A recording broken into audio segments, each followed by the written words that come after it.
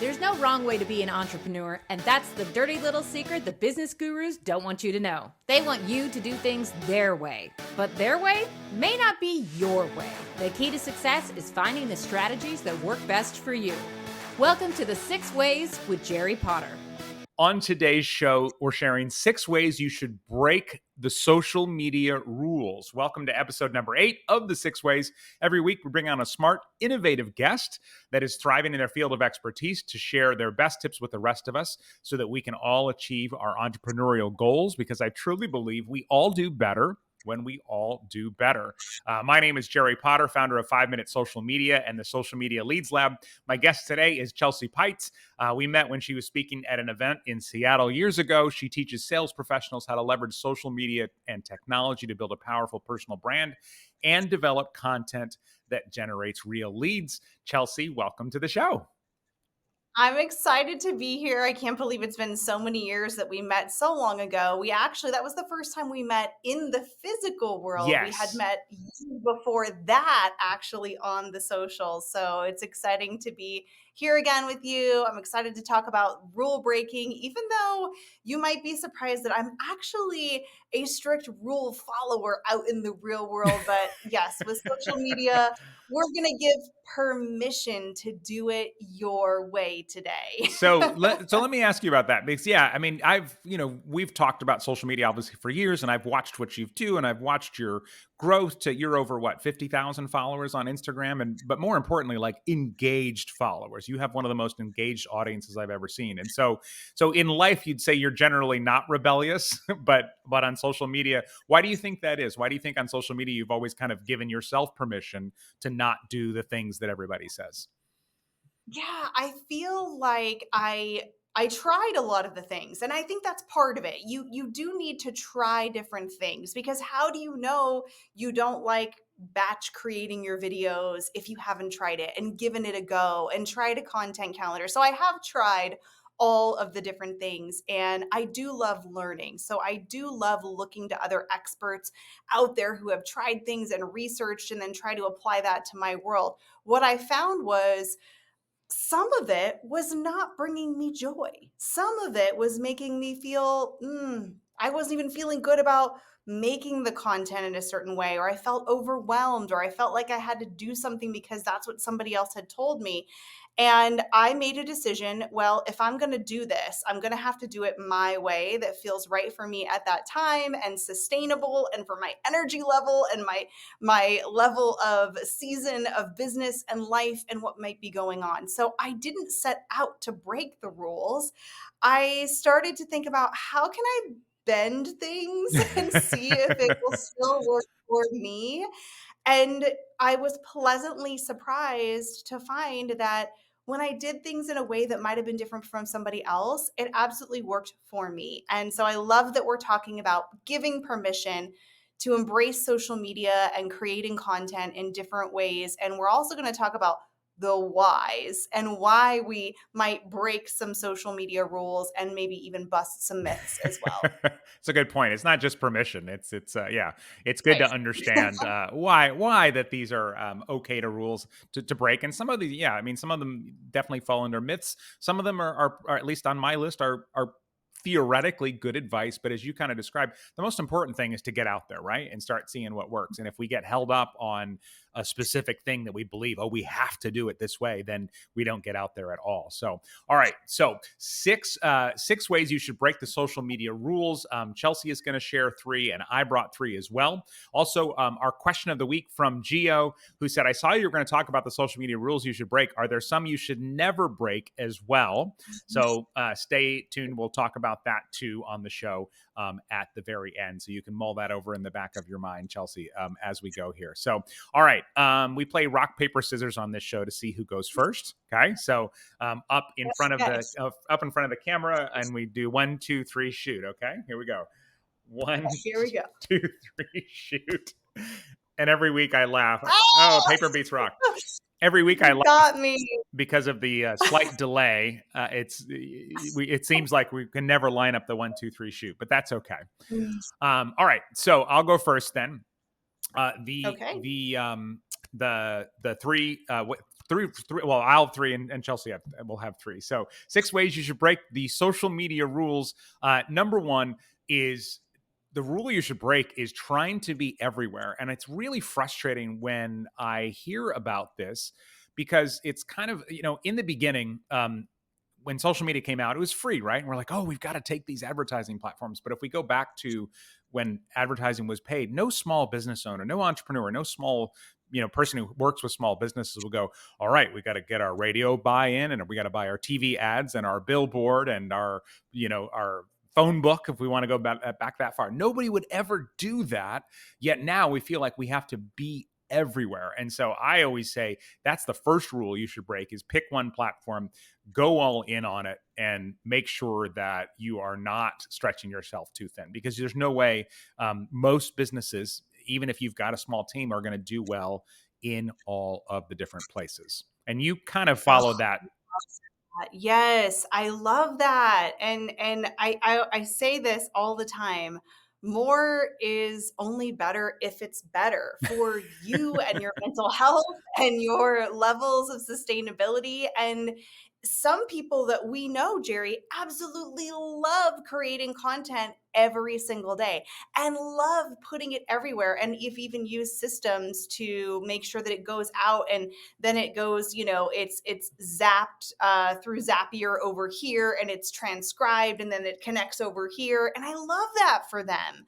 And then there's people like myself who really want to focus on building one particular platform in a community. It doesn't mean I don't have a profile or ever post on any of the other socials, but I know for me that I don't want to water down all the things. I want to be able to show up and connect. And for me, engagement is so important, and I can't possibly engage all day long on multiple platforms. Yeah. So I do pick and choose. And that's where the technology is great. AI and all these automations will repost all of your stuff. But I see people teaching repurposing, and it's like, yeah, and look, and I put it here and here and here. And it's like, oh, cool.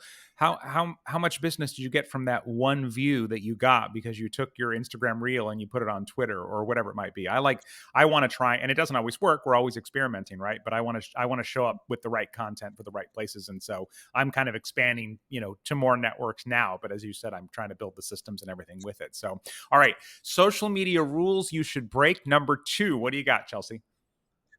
I'm often asked when I'm teaching a workshop or a class, I have so many people that will come up to me and say, I need to know when is the best time of day to post to get the most engagement and most views and most reach? And should I be posting on a specific day of the week? And to that, I love answering and teaching about the recommendation algorithm, which is, I think, one of the best things that's happened to our content in a long while. And now it's on pretty much every platform. And just simply put, I don't look at specific dates and times any longer. I used to look at my insights. Yes, you can go and look at your audience and get a general idea of when people might be, more active. And what I found was 2 things. One, I would miss my window. It would be like 11 a.m. to 12 p.m. Pacific time on Tuesdays are the best time to post. And this was years ago. And I found myself getting stressed. And the more and more I was like, I got to get this done because I got to make sure I post because I have to optimize everything. And it was stressing me out. And then I would miss the window and then I was like, oh, I'll wait till next week. And I knew myself. And so I would come up with excuses, and that was one of the barriers. And I thought, you know what, I'd rather be posting consistently than miss it and feel stressed and content stressed. Now, fast forward to a few years ago where we're now using recommendation algorithms, which is not based necessarily on recency or how often you are posting. It's based on relevancy. If you are searching for that particular topic, then the algorithms are going to serve it to you, which is great. So that means that if I posted something 6 months ago, I can still have someone new find that content. Historically on Facebook and Instagram, we'd had a short cycle of life for that content, for that feed post to get any engagement. After a day or two, it was kind of, would kind of just die off. Yes. And now with Reels and the recommendation algorithm, your content can take on a new life after you think it's already been a week or 2 or 6 weeks, and all of a sudden people are commenting again on something that you posted. So I love that we no longer have to be so stressed about times and dates and how many times a week or day we are posting, as long as you're consistent, which I know we've heard that a million times. If Yeah. somebody says consistency or authenticity or value one more time, right? But really, it's you're getting ranked against you. I think that's important to talk about with the algorithm too.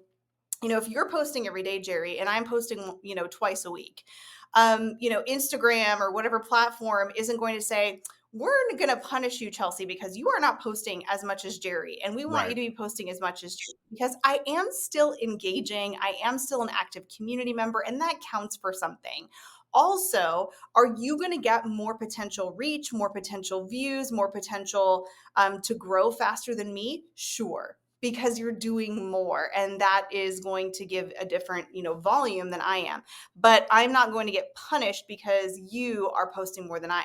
If I'm all over the place, then it's going to be a little bit harder for that algorithm to have a baseline of what my usual activity is. But I'm super excited that I no longer have to schedule something or turn on an alarm or get stressed because, oh my gosh, it's Wednesday at 10:45 a.m. and I better get this post out because my insights are telling me this is the best day to post. Isn't it funny how we used to stress over that stuff? When I was at the agency, we'd be like, okay, I see a lot of our competitors are posting at 11, so I'm going to post at 10:57, make sure we get into the feed a few minutes before them and make sure it's there. And now I always tell people, I'm like, good content Yeah. will reach people. It doesn't matter when. And like you talked about the life of an Instagram reel, for example, sometimes somebody's commenting on or liking a reel that I forgot I made.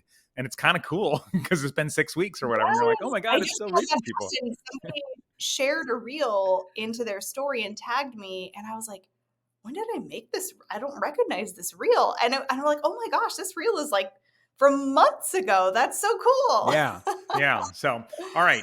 Social media rules you should break. Number 3. And this is a rule, it's not written anywhere, but it's one that I see people following all the time. And it's that you should be on the platform that everyone else in your industry is on. And we see this a lot. I know, Chelsea, you've worked with, for example, real estate agents and people in that community a lot in the past. And they all kind of go, oh, well, everybody's on Instagram, so I have to be on Instagram. It's the platform for real estate agents. And maybe you should be on Instagram, or oh, I'm a fitness professional, so I have to be on here, or whatever it might be. Maybe you should, but you're then going to be lost in this sea. You're going to be the small fish in the giant ocean. And it's kind of like, imagine if you walked into a room full of all of your competitors. That's not where you want to stand, right? It's very advantageous. And so sometimes we see somebody in an industry go off and decide, okay, instead of Instagram, I'm going to do LinkedIn, or I'm going to do Snapchat or whatever. And they crush it because they're one of the only people there. Now, I'm not saying you should go where there isn't anybody in your industry, because people are sometimes on the same platform because it's a great platform for making those connections and those relationships, but not always. So the rule that I think you should break is deciding just to be on a platform because you feel like everyone you know in your industry is on that specific platform. So I love it. And it tees up my next rule that you should break. This goes hand in hand, and it almost might be somewhat of the same idea, is to not change your strategy every time there's a new update or a new feature that is happening on the platform of your choice. And you and I are often talk about Instagram updates, and we jokingly but seriously are saying, well, how many updates did we get today? There's always something going on, and I think that we saw this really drastically magnified when Reels came out. And mm, now we have Reels or some variation of that on YouTube and Facebook and everywhere in between. And so people, of course, want to rush to try these new things. And sometimes they stick, and they stick really well and become part of our strategy. That was like when Instagram put stories in it, and that was newer. But remember IGTV, and they tried to make long form happen for a long while. And so, you never know what might go on with the products. And we were just talking about something like Instagram Notes, and I wasn't so sure if that was going to be something that was going to take off. It seems like it's still going to be around, but a lot of people pivoted to only short form vertical video. Hmm. And I personally don't only like to watch short form vertical video. I love a long caption. And I think some people are shocked because they're like, do people even read captions anymore? And I'm like, I do. That's how I prefer to learn. And so variety and knowing, first of all, getting really clear about who you are, what your unique superpowers are, how you help people, how to articulate that, and who you're talking to, because that is a strategy that is not going to change. And so knowing that, yes, the formats are going to come and go. We don't know. Instagram might go away in 5 years. Who knows? There might be a completely new TikTok, Snapchat, fill in the blank, whatever. Yeah. And so, it's important to see what's going on and to try new things, because you will learn something that you can hopefully add to your toolbox that you can then use on any platform that is going to have that format. But even if Adam, the CEO of Instagram himself, says something, hey everyone, we want you to use 3 to 5 hashtags. Here's what I love to say. Do you know the why? Do you Yeah. know the why? And nobody ever really heard the why. In fact, I just kind of read something and I thought, oh my gosh, is this finally the why that we've been waiting for on hashtags and why they said that? And so I think it's important to always know, like, okay, these are for-profit companies. There's reasons that they are suggesting, and we don't always know the reasons. It could truly be something that they have, wanting to help users not stress about content, or maybe in some cases with like hashtags they make some changes because there's bad actors that are trying to use hashtags that are Right. popular to create content and have people see it. And that sounds great. We would like to maybe get rid of some of that bad actor content. So there's all different reasons going on in the background that we will never know. And so you have to only be able to control what you know about you and your business and your ideal customer and your message, and how you are delivering that to your audience. I love that. Yeah. So don't change strategy every time there's a new feature, because 95% of the stuff they announce is gone in 6 months, if you even ever got access to it. And so, yeah, I always Right. say if you can add it into your regular workflow, by all means. But when we chase these things, because Facebook Live, Facebook groups, Instagram, right now broadcast channels just rolled out to everybody on Instagram, and they're going to be the hot thing for a while, and then later on they'll probably still exist, or they may just completely shut them down. And so that's, I love that one so much. All right, social media rules you should break. Number 5 is any of the rules that are platform specific. And again, these are not rules that are written anywhere, but I have these conversations with people all the time, and it's like, oh well, I heard I should only post about business on LinkedIn, or I heard that I'm not allowed, or I shouldn't post about business on my Facebook personal profile. Ignore all of that, because we are connecting as people more than anything else. And so I've actually seen people, I think LinkedIn has the most adamant people about that kind of stuff, where it's just like, I don't want to hear about your dog on LinkedIn, and it's like, yeah, but if your dog is part of your life, or your dog's your coworker, or there's a dog sitting at my feet right now, post about it on LinkedIn. You're going to get a lot of engagement. But I think especially this becomes more true right now with this kind of stuff, where as we head into the world of AI, and AI writing our posts and all this kind of stuff, everything's going to start to look the same. And so post about your dog and tie it back to your business if you feel like you have to on LinkedIn. And on Facebook, we've heard these stories about, oh, you can't use a Facebook personal profile for commercial gain, but you can talk about how much you love what you do. You can talk about how much you love your clients and your customers and how lucky you are to do what you do and change lives or whatever industry you're in. So if you've heard these rules about what you're supposed to post on a certain platform, this is your permission to ignore them, and you will probably do better on that platform than if you decided to try and stick to that rule like everybody else does.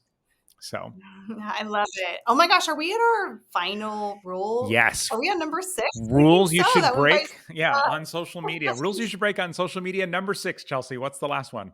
Number 6 is to not overly focus on certain metrics. Now, this is a topic that many of my coaching clients ask me, and I actually do teach classes, believe it or not, Jerry, because I know you know me, and I do break a lot of the rules. I actually teach people about metrics, and I believe that there are so many incredible, meaningful metrics, and I also know that there are many metrics that we cannot control, and there are many meaningful metrics that we cannot track.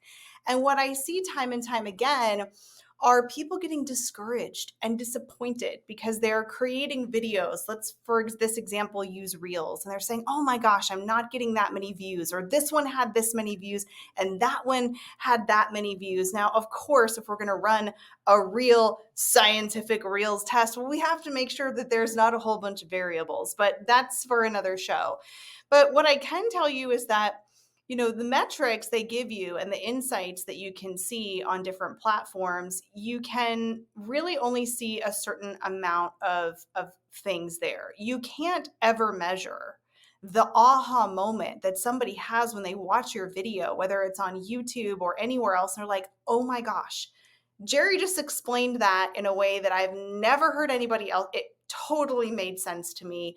That was awesome. Because they may not leave you a comment, right? Mm-hmm. But that doesn't mean that you didn't have this impact on somebody else on the other side. Now, granted, for businesses and agencies, we understand KPIs, metrics. Yeah, you got to measure things. So what I usually do is start people with, what kind of metrics can you control? What kind of metrics can you create that you can measure? And a lot of the ones that are on social media, we don't really control those. Mm. We can't possibly control how many comments we get. We can't control what kind of comments we get. But what we can control is, are we committing to a certain number of posts a week? Are we committing to proactively initiating conversations with people in the direct messages? You can also proactively control, are you limiting your amount of content consumption and increasing your amount of content creation? So whatever those metrics look like for you and your individual personality and needs and a point of time in your life or season of your business, you're traveling with your family, that impacts how you can plan or what you need to do in order to continue to consistently run a business while you may be in different places and different time zones. So having that flexibility of saying, okay, it doesn't only have to just be these metrics: views, comments, shares. Now, of course, watch time, very important. It's going to give you a lot of, insight into, is there an area of my video that I need to work on? Yeah.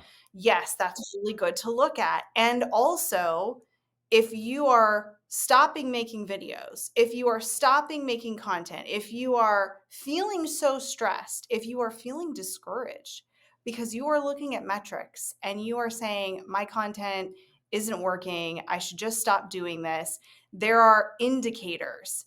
And also, there are things that you might have to do where you don't look at those metrics, or you make up your own metrics to keep going and to keep staying consistent. And so that's what I personally do, is I make up a lot of my own metrics.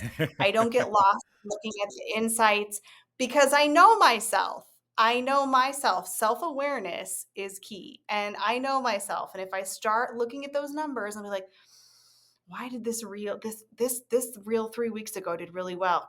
just keeps going down from that. What's happening? Oh my gosh, I've lost my content and I don't know what I'm doing. It's like all of these different stories that we might tell ourselves, these limiting beliefs. Or hey, it could be summer vacation. Maybe people aren't Yep. really watching it as much. It has nothing to do with you. Maybe it's the song that you used. Maybe it's an algorithm.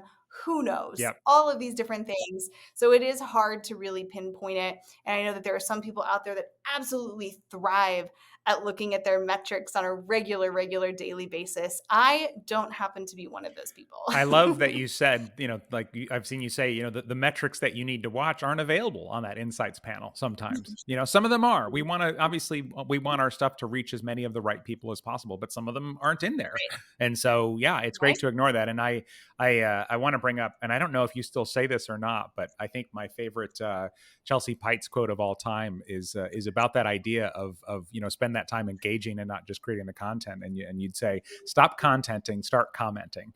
And that's Yeah, that less social part of contenting. social media. Yeah, less contenting, more commenting. I love that. And by the way, let's reshift our mindset about commenting.